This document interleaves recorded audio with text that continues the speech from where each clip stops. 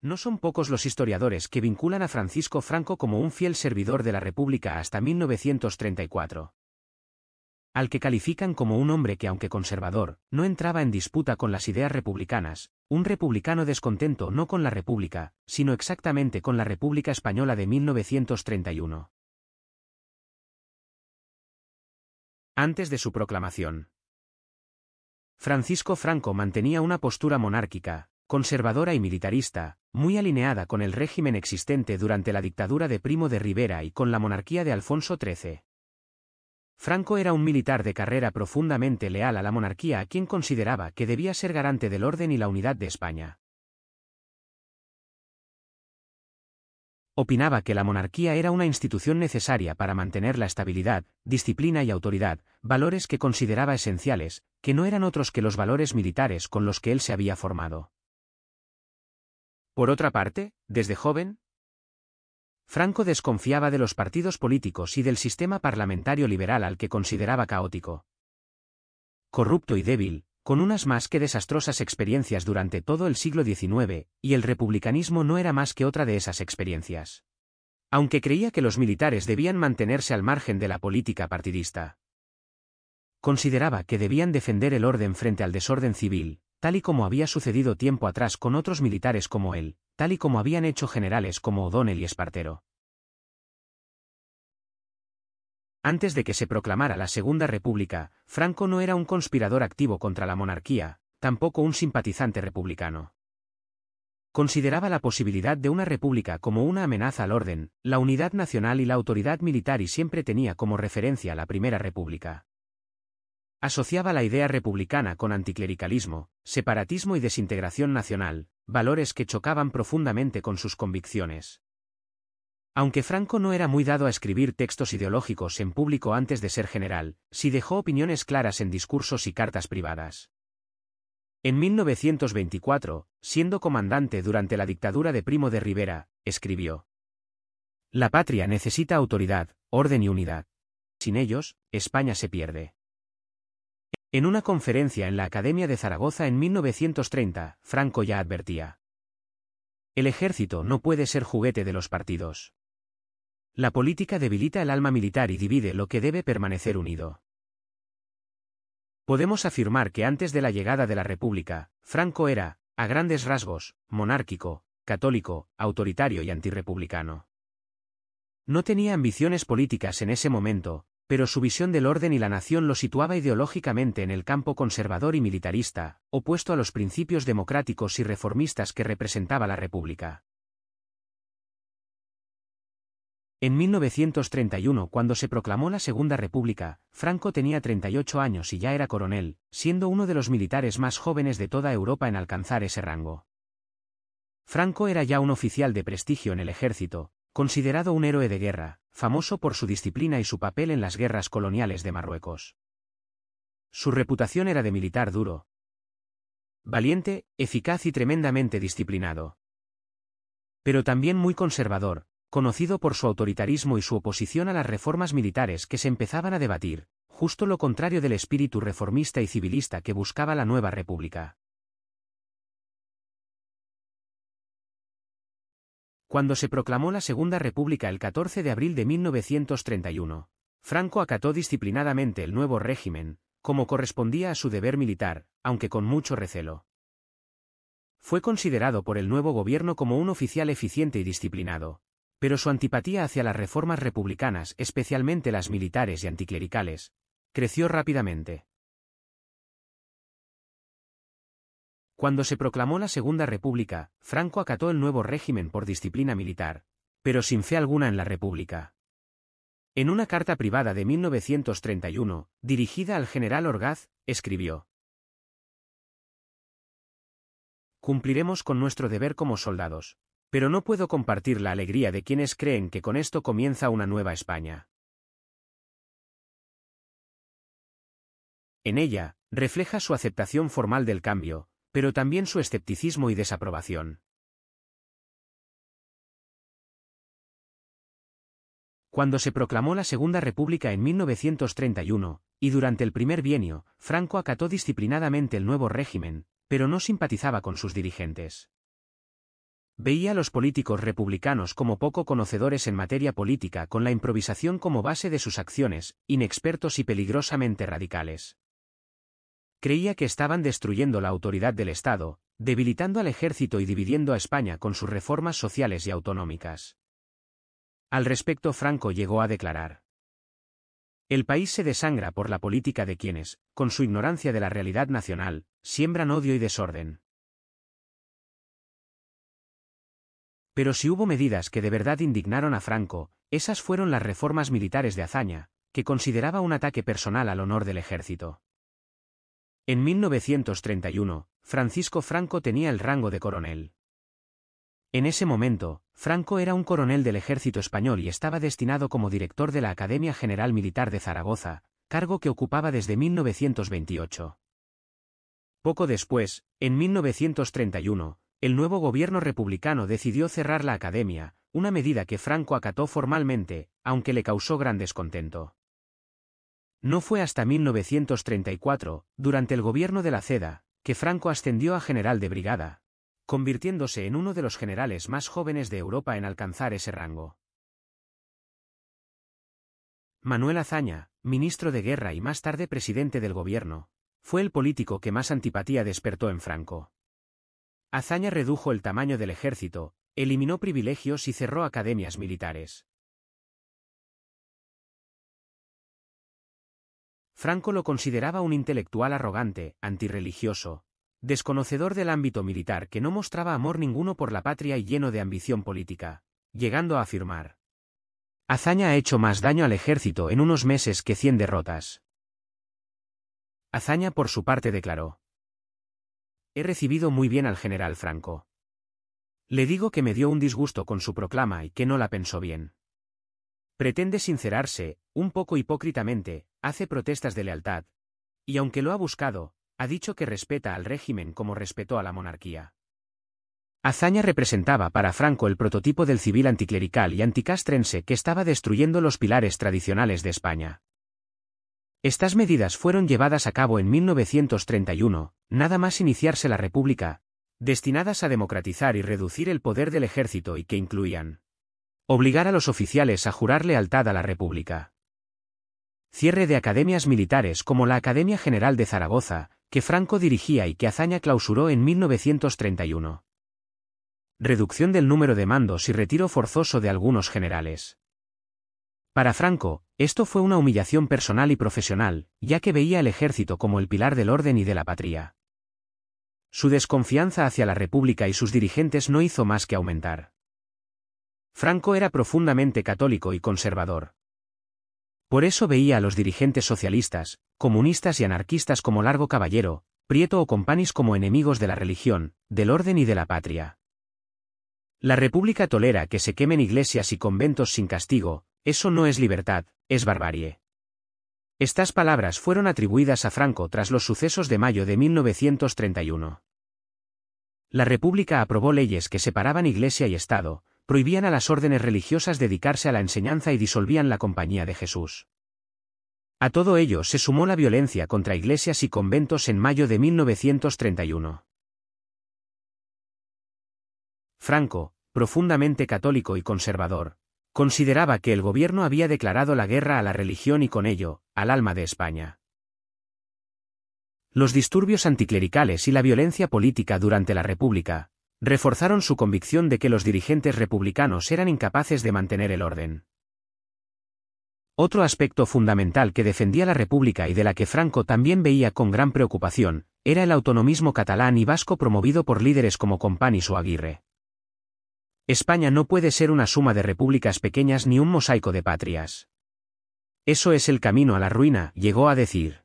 Cuando la República aprobó el Estatuto de Autonomía de Cataluña en 1932. Franco lo consideró como un ataque a la unidad de España y la centralidad del gobierno. Le indignaba que el gobierno tolerara lo que él consideraba separatismo. Para él, los nacionalistas eran desleales al Estado y enemigos de la unidad nacional, uno de los valores que más defendía. Franco hasta entonces leal a la República.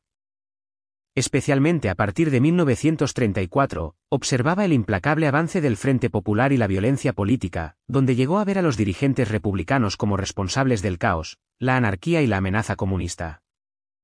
En los años previos a la guerra llegó a declarar: España se precipita hacia el abismo por culpa de quienes dicen gobernarla. Ya para 1936, Franco consideraba que la única salida era la intervención militar para salvar a España, justificando así su participación en el golpe de Estado de julio de ese año. Durante la República, aumentaron las huelgas, ocupaciones de tierras y revueltas obreras. Franco veía eso como caos y desorden, y culpaba al gobierno de falta de autoridad. Él creía que el comunismo y el anarquismo estaban destruyendo España desde dentro, con la complicidad o la pasividad del gobierno. Cuando la coalición de izquierdas ganó las elecciones en febrero de 1936, Franco y otros militares pensaron que España se dirigía a una revolución. A partir de ahí, puede decirse que Franco perdió toda fe en la República. Veamos ahora los momentos en los que Franco, según dicen muchos historiadores, salvó a la República cumpliendo con sus funciones al servicio de la misma. Cuando la Segunda República Española fue proclamada en 1931. Franco, aunque personalmente no simpatizaba con los ideales republicanos, no participó activamente en intentos de oposición a este nuevo régimen, intentos que aparecieron tan pronto como se proclamó la República. En un primer momento, Franco estuvo tentado de intervenir en Madrid con los cadetes en defensa del rey Alfonso XIII. Se cree que habría sido advertido de una intervención militar por el general Millán Astray, bajo el mando del general Sanjurjo.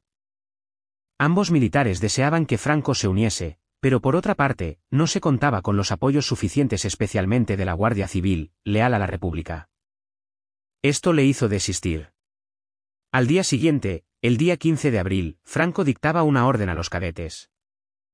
Si en todos los momentos han reinado en este centro la disciplina y el exacto cumplimiento en el servicio, son aún más necesarios hoy, en que el ejército necesita, sereno y unido, sacrificar todo pensamiento e ideología al bien de la nación y a la tranquilidad de la patria. Franco, comprometido con la disciplina militar y el cumplimiento del deber, le llevó a respetar la legalidad de la República y a negarse a participar en el golpe de Estado de 1932 liderado por el general José Sanjurjo, conocido como la Sanjurjada, que intentaba restaurar la monarquía y derrocar al gobierno republicano. Franco se mantuvo leal al gobierno y no apoyó la sublevación, lo que le permitió mantener su carrera militar intacta. De hecho, tras el fracaso del golpe, Franco fue ascendido a posiciones de mayor responsabilidad. En julio de 1932, 4 semanas antes de la Sanjurjada, Sanjurjo se había reunido en secreto con Franco para pedirle su apoyo en el pronunciamiento. Franco no se lo concedió, su respuesta fue tan ambigua y prudente, que Sanjurjo creyó que una vez dado el golpe de Estado, podría contar con él.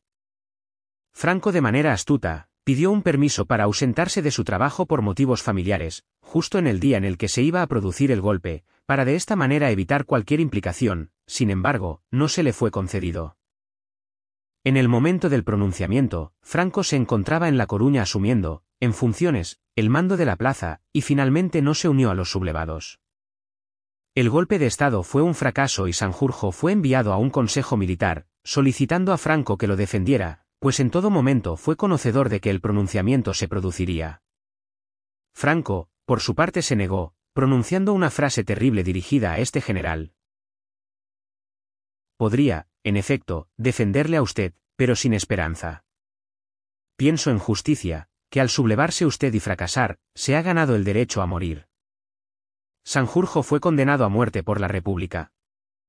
Aunque finalmente fue indultado por el presidente Alcalá Zamora, con el objetivo de no convertirlo en un mártir de la causa, siendo encarcelado y absuelto en 1934 con la llegada del bienio conservador.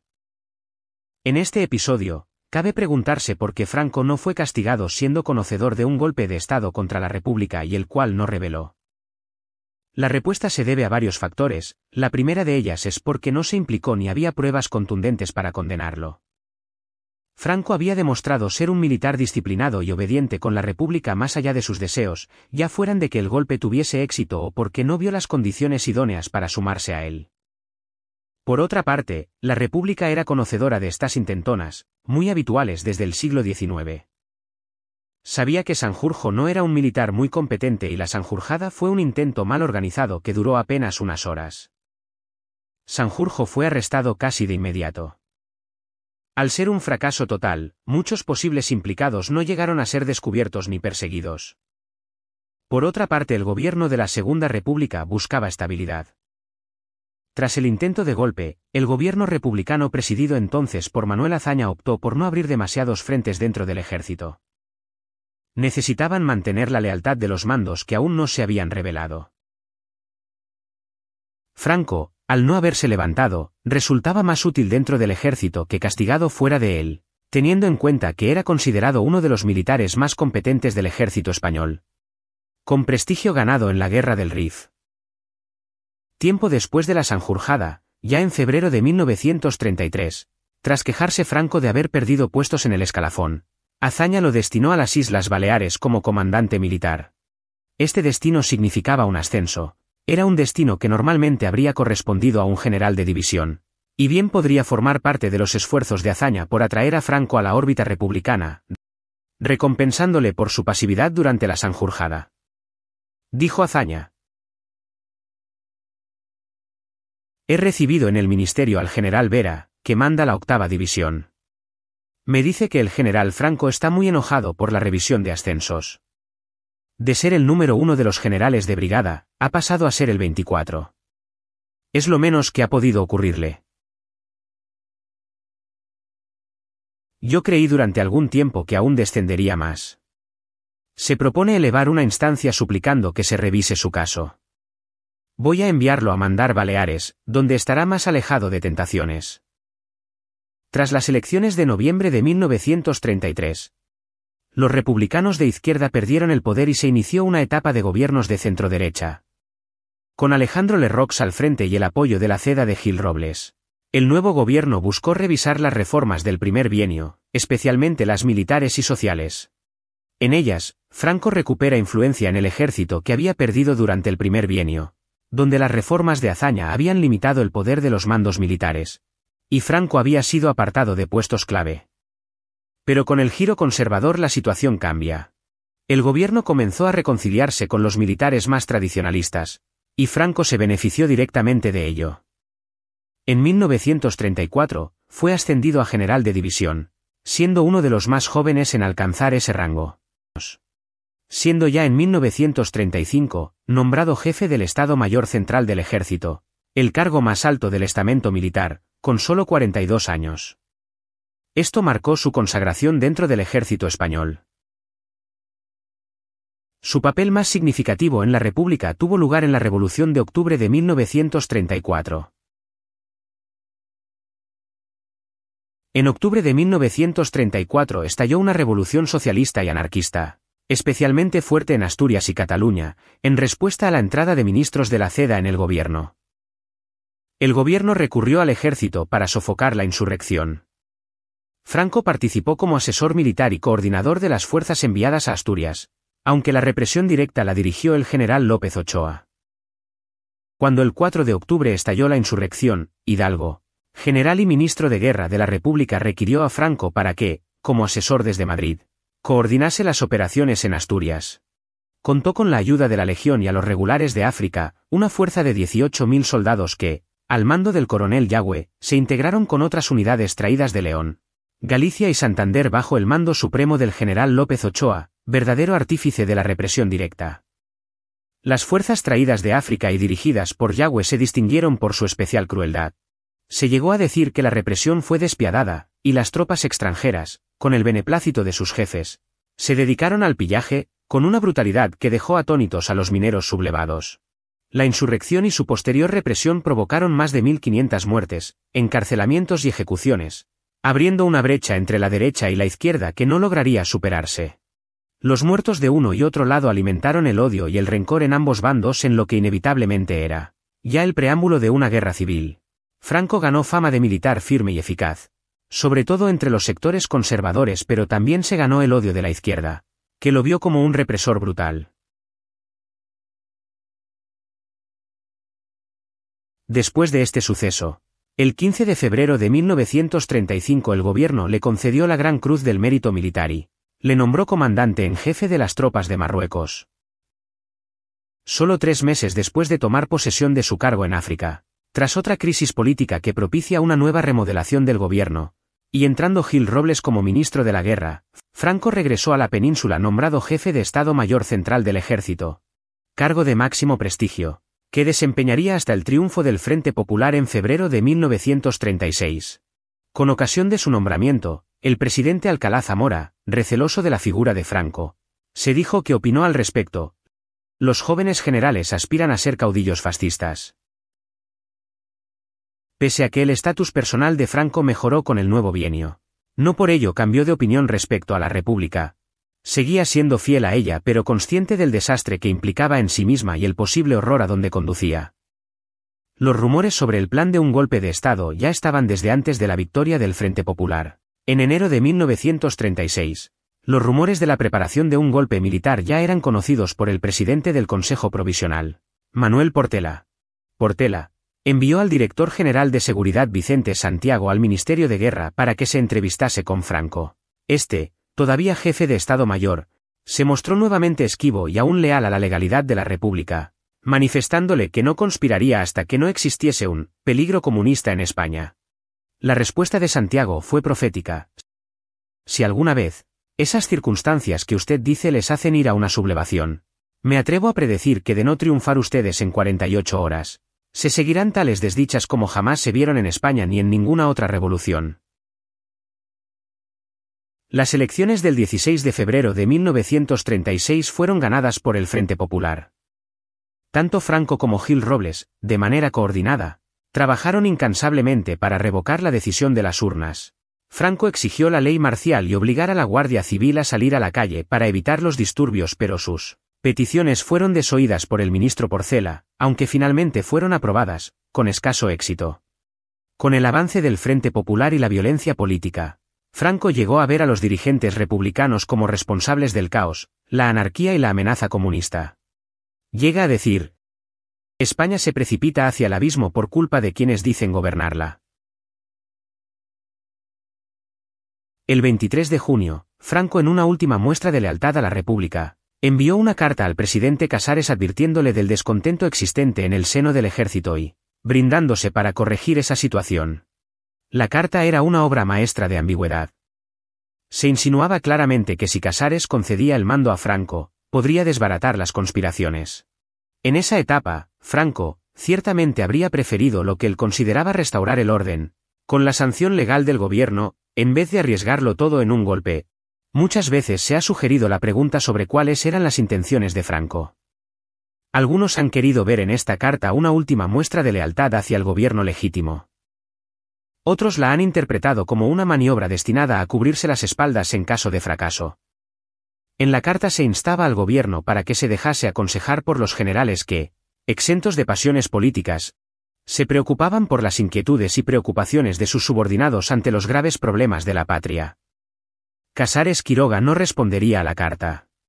La victoria del Frente Popular, la violencia callejera junto con el asesinato de Calvo Sotelo y las sucesivas huelgas, así como la incapacidad para frenar al Frente Popular, no hizo más que aumentar la tensión. Para Franco la situación era ya insostenible. A ello se sumaron factores personales, especialmente el ensañamiento que había tenido la República con su carrera militar. La presión de sus colegas conspiradores para que se uniese al golpe, según afirmaría más tarde Franco en sus cartas personales, era insoportable. Finalmente Franco tomó la decisión de rebelarse, no sin recelo y temor, tanto por una más que dudosa victoria, como del apoyo de muchos de sus colegas que no confiaban en él, debido a su excesiva y sospechosa tardanza a la hora de sumarse al levantamiento. Ya para 1936, Franco consideraba que la única salida era la intervención militar para salvar a España, justificando así su participación en el golpe de Estado de julio de ese año, y rompiendo definitivamente su compromiso con la República.